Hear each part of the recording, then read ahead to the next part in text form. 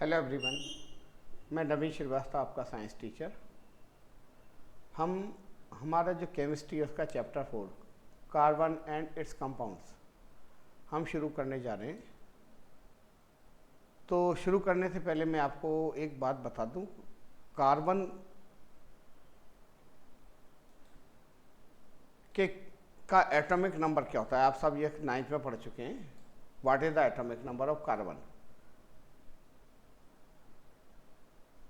Carbon का atomic number होता है 6, है ना, 6। ये 9th की चीज़ें थोड़ा सा एक बार रिपीट कर दूं मैं। तो कार्बन का एटॉमिक नंबर होता है 6। तो जो डिस्ट्रीब्यूशन ऑफ इलेक्ट्रॉन होगा, फर्स्ट ऑर्बिट में कितने इलेक्ट्रॉन हो गए 2, और दूसरे में हो गए 4, 2 और 4। जबकि आपके अकॉर्डिंग यहाँ पे तो 8 होने चाहिए थे। कितने होने चाहिए थे? 8, और हैं 4। अब क्या करेगा, कार्बन को 4 इलेक्ट्रॉन और चाहिए। इसका मतलब ये इलेक्ट्रॉन किसी और से मांगेगा। कार्बन बहुत रिएक्टिव एलिमेंट क्यों माना जाता है नेचर में? इसको टेट्रावैलेंट इसीलिए बोलते हैं क्योंकि इसको 4 इलेक्ट्रॉन है। इसका आउटर मोस्ट ऑर्बिट में 4 इलेक्ट्रॉन है और उसको 4 बैलेंस इलेक्ट्रॉन चाहिए। अब ये क्या करेगा, इस फुल नीड को फुलफिल करना चाह रहा है। वो चाह रहा है कि मेरी ये नीड फुलफिल हो जाए, मेरे आउटर मोस्ट ऑर्बिट में 8 इलेक्ट्रॉन जाए। भैया आउटर मोस्ट में मिनिमम 8 होना जरूरी है। फर्स्ट ऑर्बिट में 2 इलेक्ट्रॉन ठीक है, लेकिन जो उसके बाद सेकंड, थर्ड, फोर्थ जो भी है उनमें मिनिमम 8 तो होने चाहिए। वैसे तो आपने जो 9th में पढ़ा था उसका फॉर्मूला होता है 2n इसका। फर्स्ट ऑर्बिट में 2, दूसरे में 8, तीसरे में 32, है ना, सॉरी 18, फिर 32, फिर 50, फिर ऐसे चलता रहता है। तो लेकिन आपका एटॉमिक नंबर ज़्यादा नहीं है तो कम से कम आउटर मोस्ट ऑर्बिट में 8 इलेक्ट्रॉन होना तो कंपलसरी है। अब इस नीड को फुलफिल कैसे करेगा कार्बन? अगर मान लो वो क्या कर रहा है, जैसे वो इलेक्ट्रॉन को एक दूसरे के सप्लाई कर रहा है। क्या कर रहा है? वो इलेक्ट्रॉन को किसी और से ले रहा है या दूसरे को भी दे रहा है। तो वो क्या कर रहा है, अगर वो कार्बन एटम कार्बन के साथ अगर बॉन्डिंग करता है, इसको हम बोलते हैं कोवेलेंट बॉन्ड बोलते हैं। क्या बोलते हैं? हम बोलते हैं कोवेलेंट बॉन्ड। और जो कार्बन के साथ जब बॉन्डिंग कर रहा है तो वो कहलाता है एलोट्रॉप्स ऑफ कार्बन। तो एलोट्रॉप्स क्या होता है? एलोट्रॉपी वो फिनोमिना होता है जिसमें कोई भी एलिमेंट नेचर में 2 या 2 से ज़्यादा फॉर्म में पाया जाता है। कार्बन, तो कार्बन के एलोट्रॉप्स क्या हो गए? कार्बन का एलोट्रॉप्स हो गया डायमंड, जो आप सब जानते हैं बहुत अच्छे तरह से। कार्बन का ग्रेफाइट भी कार्बन का एलोट्रॉप्स होता है। C60 भी कार्बन का एलोट्रॉप्स होता है। तो अब ये जो बन रहा है हमारे बॉन्ड, तो कैसे बन रहे हैं? मान लो कार्बन का ये हमारा ये कार्बन है। अब इस पे 4 जगह खाली हैं, ये 4 जगह खाली हैं। तो इन 4 जगहों में वो क्या दूसरे कार्बन को जोड़ लेगा, दूसरे 4 कार्बन को जोड़ लेगा। अब इस वाले कार्बन में भी 4 जगह खाली थी, ये क्या करेगा, ये दूसरे 4 को जोड़ेगा, ये भी दूसरे 4 को, तो इनने आपस में जुड़ गए। ठीक है।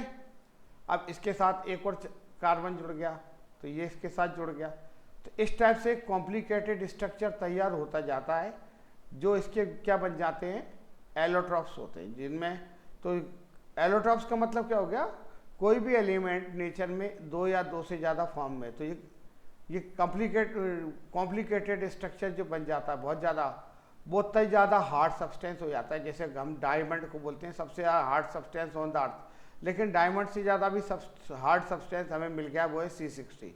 कौन सा है? C60। आपकी बुक में ये दिया हुआ है, आप देख सकते हैं।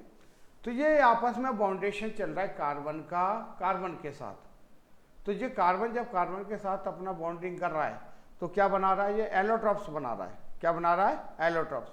लेकिन कार्बन को तो क्या चाहिए, एलोट्रॉप्स अपने मतलब आउटर मोस्ट ऑर्बिट को कंप्लीट करना है। उसके 4 इलेक्ट्रॉन है उसके आउटर मोस्ट में, और होना कितने चाहिए थे? 8।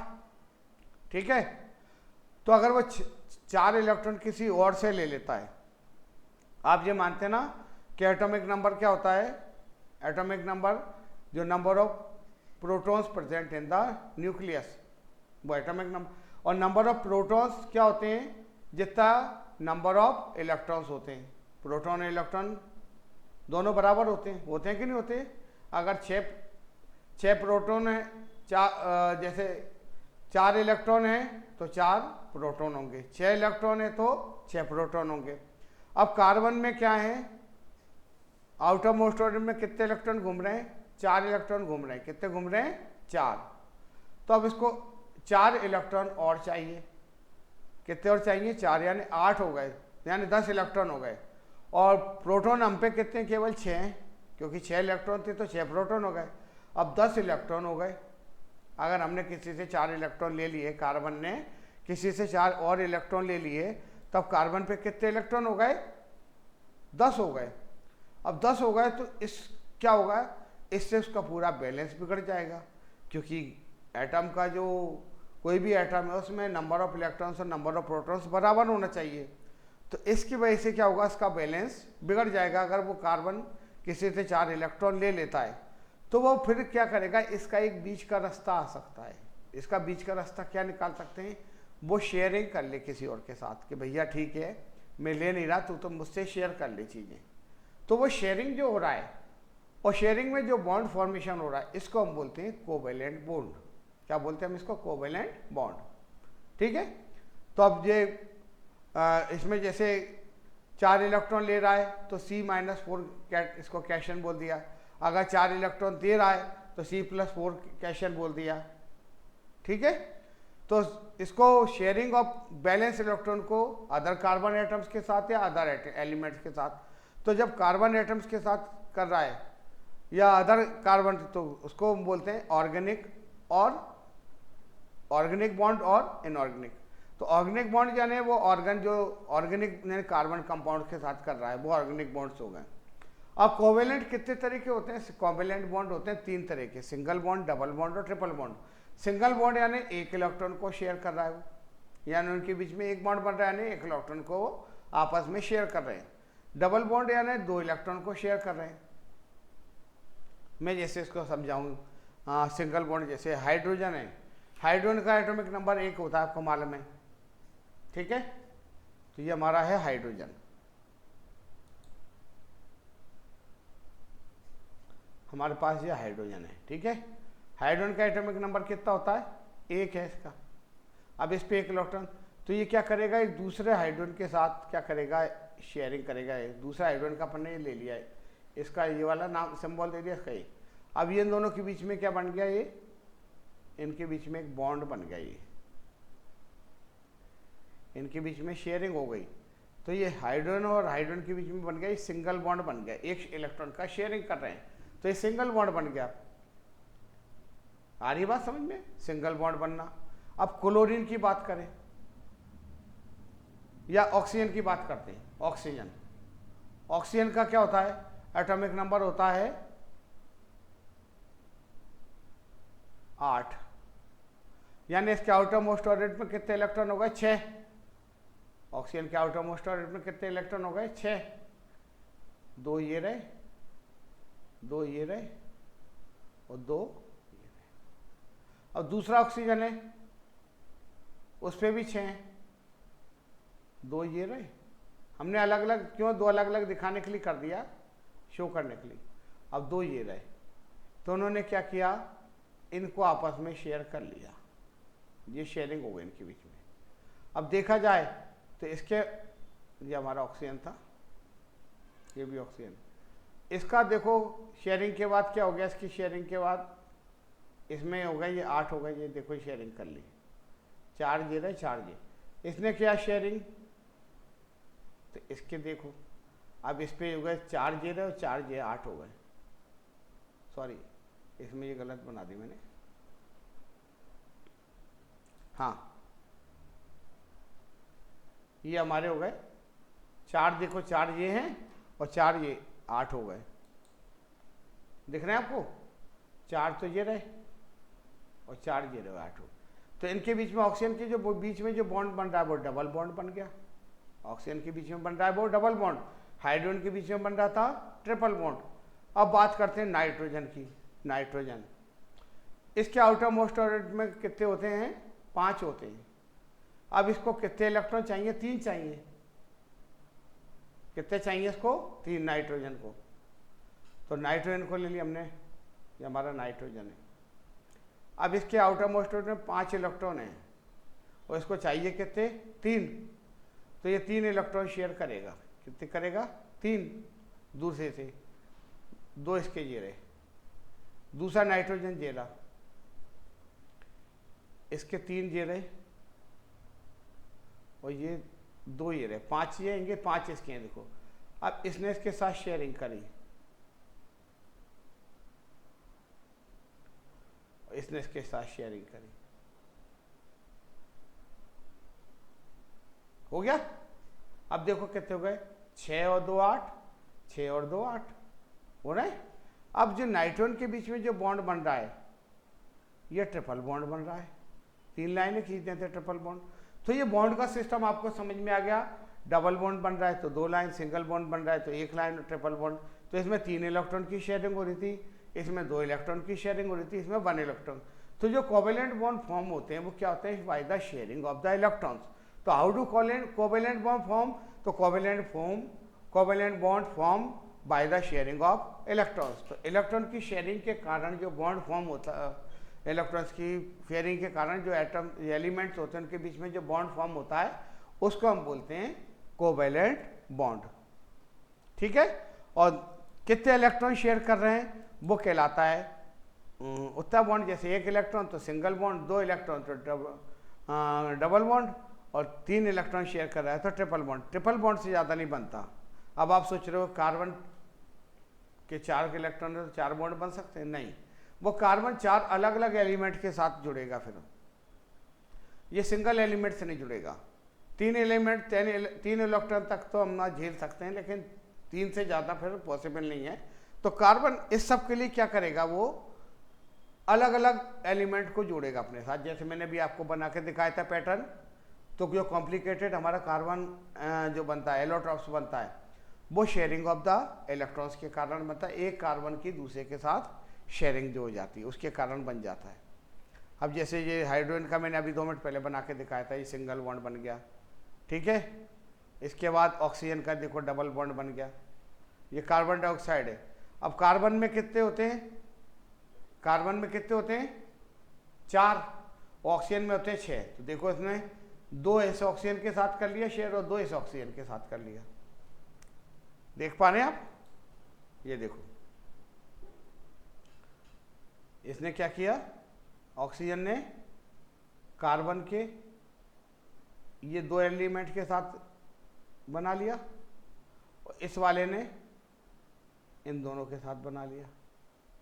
देखो कितने हो गए, 4 और 4 8, ये 4 और 4 8, तो ये डबल बॉन्ड बन गया। देखो एक डबल बॉन्ड ये रहा और एक डबल बॉन्ड बन गया, ये डबल बॉन्ड बन गया तो इसको हम कार्बन डाइऑक्साइड बोलते हैं। क्यों, इसमें 2 ऑक्सीजन आएंगी, 2 ऑक्सीजन जोड़े ना, एक ऑक्सीजन ये जोड़ा और एक ऑक्सीजन ये जोड़ा है, तो ठीक है। अब मीथेन की बात करते हैं। अब कार्बन का एटम आउटर मोस्ट ऑर्बिट में कितने इलेक्ट्रॉन चाहिए थे, इसको 4 चाहिए थे। कार्बन को कितने चाहिए, 4 जगह खाली है कार्बन की। अब वो हाइड्रोजन के आउटर मोस्ट ऑर्बिट में कितने इलेक्ट्रॉन होते हैं, 1। तो ये हाइड्रोजन के 4 हाइड्रोजन के साथ इसने इलेक्ट्रॉन को शेयर, मैंने बताया था कार्बन या तो कार्बन एटम से जुड़ सकता है या किसी और एलिमेंट से भी जुड़ सकता है। तो कार्बन जब कार्बन के साथ जुड़ रहा था तो उसने एलोट्रॉप बना दिया कार्बन का। एलोट्रॉप क्या होते हैं, जब कोई भी एलिमेंट नेचर में 2 या 2 से ज़्यादा फॉर्म में मिलता है वो क्या कहलाते हैं, एलोट्रॉपी, और जो उसकी फॉर्म्स होती हैं उनको बोलते हैं हम एलोट्रॉप्स। तो कार्बन के एलोट्रॉप्स क्या क्या हो गए, ग्रेफाइट हो गया, डायमंड हो गया, चारकोल हो गया, ठीक है, कोक हो गया, C60 हो गए, ये सब कार्बन के एलोट्रॉप्स हैं।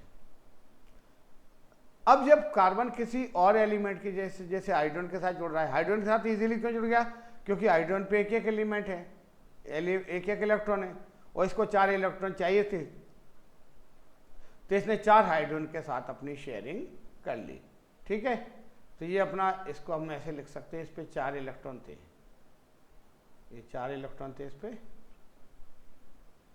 अब 4 हाइड्रोजन इसके साथ आके बैठ गए, 4 हाइड्रोजन इसके साथ आके बैठ गए।